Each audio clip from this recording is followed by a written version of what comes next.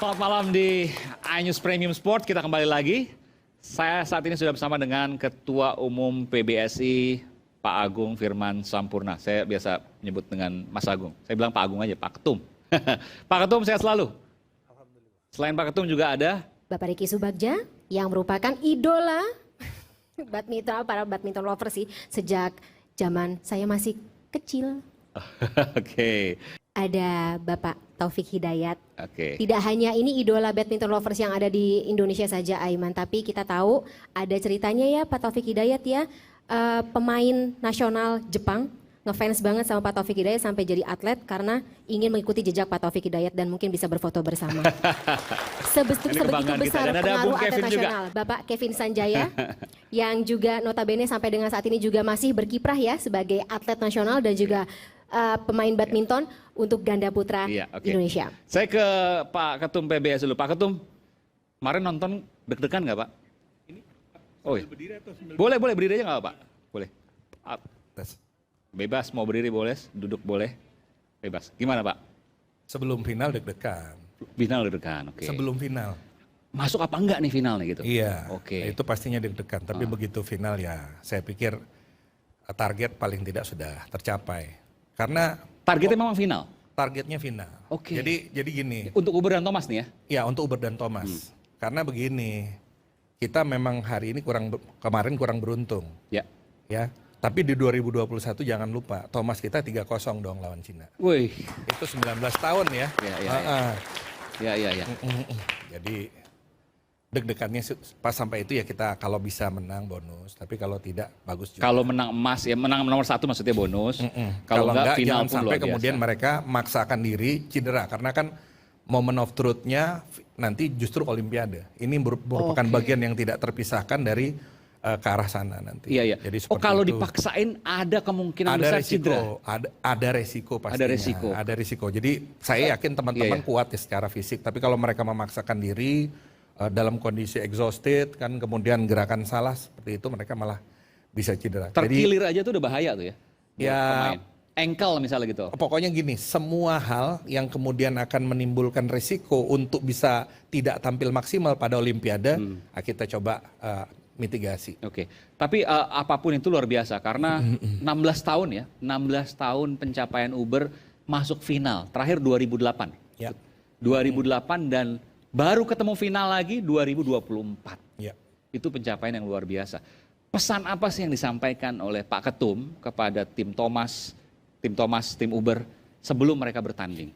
Jadi kalau saya boleh cerita dikit nih ya gambarannya bahwasanya apa yang dihasilkan oleh teman-teman ini merupakan sebuah usaha banyak orang. Jadi ini usaha tim, bukan hanya kerja keras dan keseriusan mereka, tetapi juga ada sebuah tim yang kita sebut dengan tim Satgas Pokja Road to Olympics yang dipimpin oleh Pak Fadil Imran.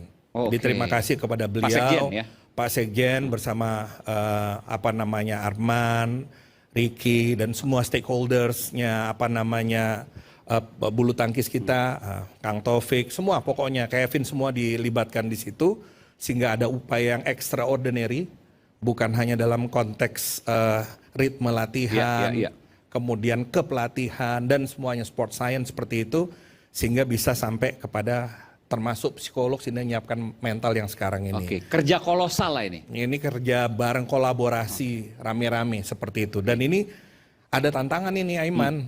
Tantangannya adalah ini kan sebenarnya adalah sebuah sesuatu yang ekstra dari proses bisnisnya PBSI. Ya.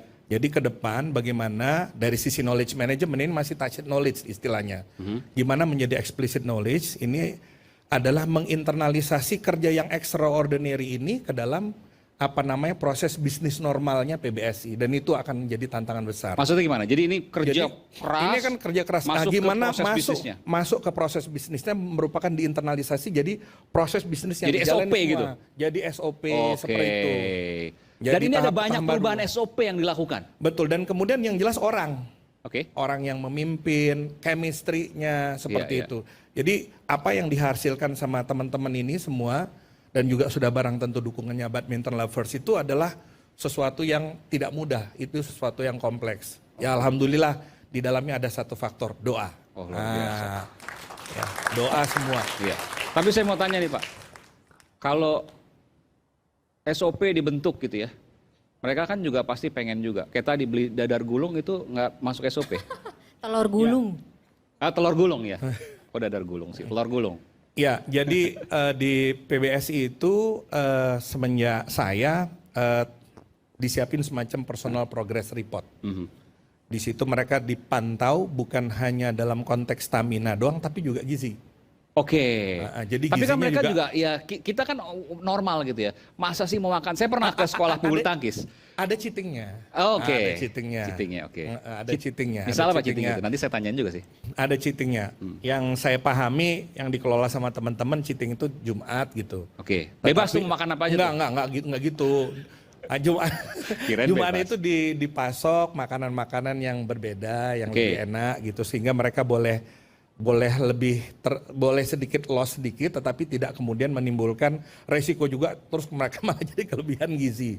Karena ternyata maintenance gizi itu berdampak 40% terhadap stamina. Ini kalau angka-angka Pak Ketum tahu deh. Ya kira-kira begitulah, kira-kira. Jadi Oke. jangan sampai 40% gizi tuh. gizi. Saya juga baru tahu. Dan itu yang menggambarkan kenapa saya sulit sekali menandingi mereka. Oke. Karena saya nggak bisa mengelola yang satu itu. Godaannya luar biasa itu. 40% gizi. 60-nya ya. lagi apa? Ya latihan dan sebagainya seperti itu. Jadi stamina itu bukan hanya latihan tapi juga maintenance gizi. Jadi kalau boleh saya bilang di bulu tangkis ya, saya nggak tahu bola dan lain sebagainya. Saya kira sama. Saya kira sama. Porsi terbesar bagi seorang atlet adalah gizi. Enggak, jadi porsi itu selain dari latihan fisik yang diberikan kepada mereka harus ada manajemen gizinya. Oke. 30 sampai dengan 40%. Jadi mau mereka latihannya gimana kalau kemudian mereka nggak bisa maintain asupan nutrisi dan gizinya itu dampaknya tidak maksimal terhadap peningkatan stamina atau mereka nggak bisa preserve Oke. namanya performa ininya. Saya mau tanya, kalau cheating siapa yang paling suka makan yang di luar yang ada di asrama? Ginting. Oh iya, boleh. Alwi, silakan. Pasti ditunjuk karena kamu paling sering cheating. Atau paling Makan apa? muda kayaknya Aiman. Ayo makan apa? Nggak apa-apa.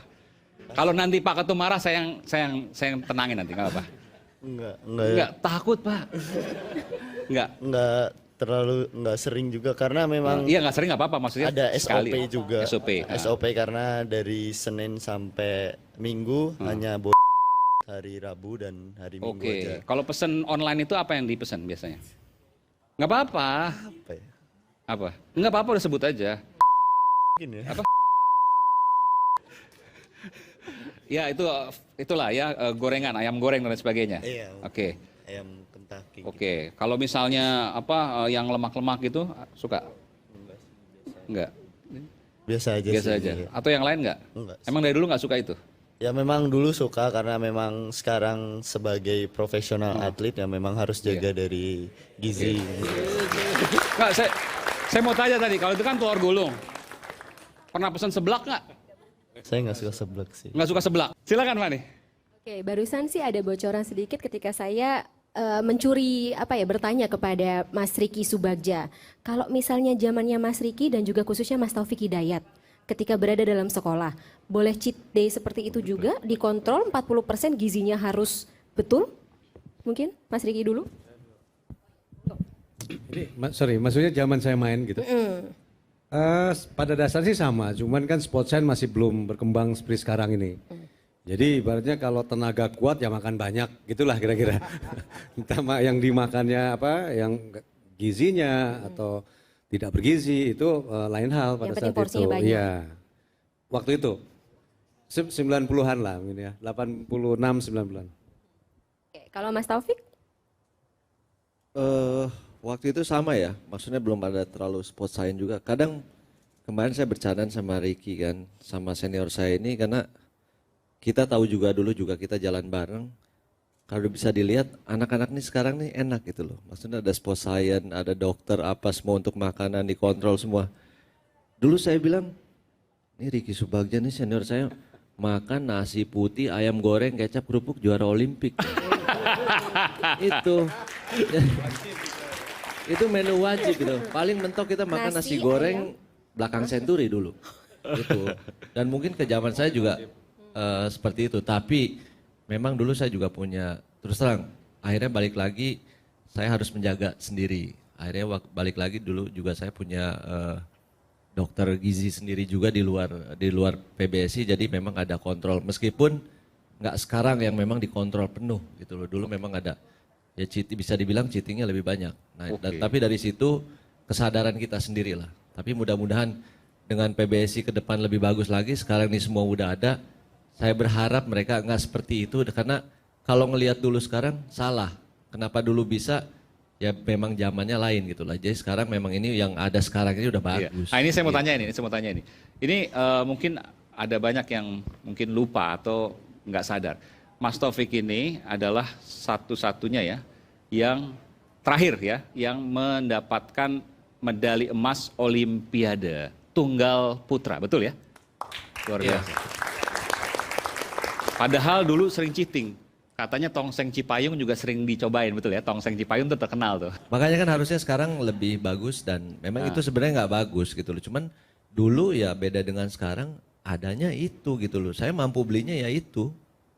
Sekarang pembinaan jauh lebih baik dan Lebih baik, jauh banget gitu. Jadi saya harap juga atletnya juga lebih termotivasi lagi. Karena tinggal bangun, tidur, latihan, makan, udah siap semua, udah bergizi semua.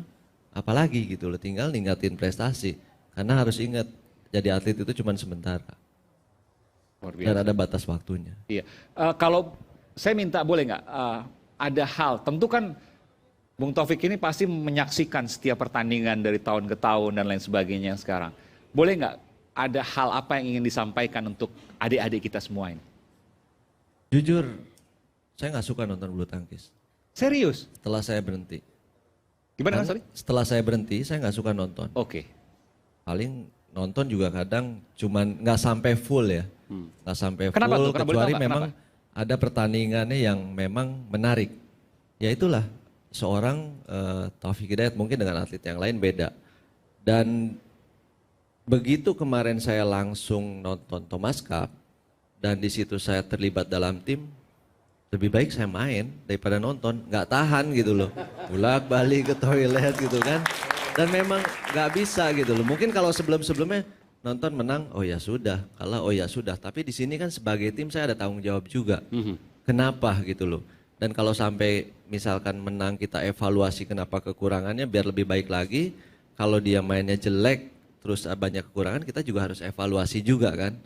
Nah di situ jadi memang ada chemistry-nya ada gitu loh. Kalau dulu kan nonton aja. Itu bukan urusan saya juga menang kalah juga gitu loh. Itu soal nonton. Kalau soal ada nggak hal-hal yang mungkin jadi ya kalau boleh bilang jangan terlalu tinggi. Pesan lah dari seorang Taufik Hidayat kepada adinda-adinda kita semua ini.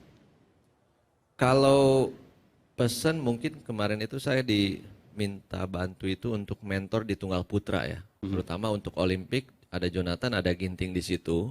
Ya saya mulai yang mendekat juga yang memang kita sharing ya. Dalam arti sharing gimana perjalanan untuk sampai di Olimpik untuk bisa jadi juara. Di situ untuk kesehariannya juga. Karena saya juga nggak mau yang terlalu berlebihan ikut campur misalkan tekniknya, fisiknya enggak. Tapi lebih ke sharingnya. Maksudnya di luar itunya lah. Mungkin juga kan dari mereka ada gimana sih? Maksudnya tinggal berapa bulan lagi sampai Olimpik. Kan nggak gampang juga gitu loh. Maksudnya bukan pertandingan yang semacam Indonesia Open kalah sekarang tahun depan ada lagi. Ini Olimpik nih untuk masuk aja udah bagus. Luar biasa. Gimana untuk jadi juara gitu loh. Nah di situ kita saling tukar pikiran. Prosesnya nggak hanya di lapangan tapi di luar kehidupan juga. Cuman ya saya selalu bilang ya yang bagusnya diambil, yang jeleknya jangan. Karena kan mereka juga punya kehidupan masing-masing. Tapi intinya saya selalu menekankan bahwa kalian ini punya masyarakat Indonesia. Jadi kalau memang Olimpik, dulu pengalaman saya lupain, bukan ngelupain seterusnya, tapi lupain masalah dengan misalkan keluarga, pacar, teman, jangan sampai dibawa ke lapangan. Karena itu pengaruhnya sangat besar gitu. Luar biasa. Gitu. Bung Riki juga peraih medali emas Olimpiade, betul ya? Ini sebentar lagi kita mau masuk Olimpiade. Siapa Pak Ketum nanti yang masuk? Ada tunggal putra kita ada 2 yang masuk. Kemudian juga ada ganda juga 2. Kalau yang putra ganda Fajar Rian betul ya? Iya. Kemudian ada ganda masuk. Dan kemudian kalau nggak salah tunggal putri ya. Tunggal masuk. putri, oke. Seperti itu. Ginting juga nanti Olimpiade ya. Luar biasa nih. Kita berikan tepuk tangan dulu. Terakhir sebelum kita break, Bung Riki. Ya. Sesaat lagi akan masuk Olimpiade. Pesan apa untuk mereka-mereka? 9 nanti. 9. Ya, 9. ada campuran juga masuk, last minute kita masuk. Oke. Izin Pak Ketua. Jadi ada wakil kita di 5 sektor ya. Tunggal putra 2, tunggal putri 1, ganda putra 1, ganda putri 1, ganda Oke. campuran. Jadi yang ya tentunya ini juga waktu makin mendekat ya, di bulan Juli kita akan berangkat. Tentunya juga betul-betul menjaga performa yang tadi sampaikan Taufik, ini fokus mendekati ke Olimpik. Jadi yang lain-lain nomor sekian dulu lah. Baik. Ini yang paling utama sebetulnya. Karena Baik. secara teknik, fisik tinggal menjaga performa mereka. Baik, terima kasih. Makasih Bung Riki, makasih Sama-sama. Bung Taufik. Dan kita akan sambut kedatangan Wakil Menteri Pariwisata dan Ekonomi Kreatif Republik Indonesia, Ibu Angela Tanu Sudibyo. Pada Bu Wamen, Mbak Wamen, kami persilakan. Selamat malam Mbak Wamen. Terima kasih. Terima kasih. Baik, kita akan kembali saat lagi, tetap bersama kami di iNews Premium Sports.